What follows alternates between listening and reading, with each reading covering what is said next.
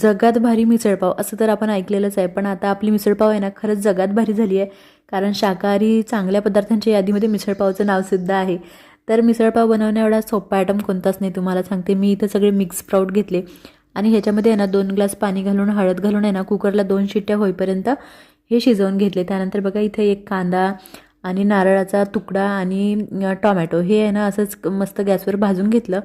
त्यानंतर सोबतच आहे ना इथे लसणाच्या पाकळ्या, 2-3 अद्रकचे तुकडे, कोथिंबीर आणि जिरे ह्याचं मस्त मिक्सरला बारीक असं वाटण करून घेतलं. तेलामध्ये हे मिक्सरला वाटलेलं वाटण परतून घेतलं. त्यामध्ये आहे ना लाल तिखट, हळद आणि धना पावडर घातला आणि कुकरमध्ये शिजवलेले सगळे मिक्स स्प्राऊट घातले. याच्यामध्ये चवीपुरतं मीठ घातलं, गरम मसाला घातला, पाणी घालून आहे ना मस्त 10 मिनिटे ही मिसळ शिजवून घेतली.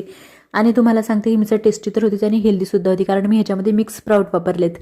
आणि आता तुमच्या तोंडाला ही मिसळ बघून पाणी सुटलं की नाही मला कमेंट करून नक्की सांगा. सोबत इथे पावसुद्धा भाजले होते. चला आता जाताना सबस्क्राईब करायला विसरू नका.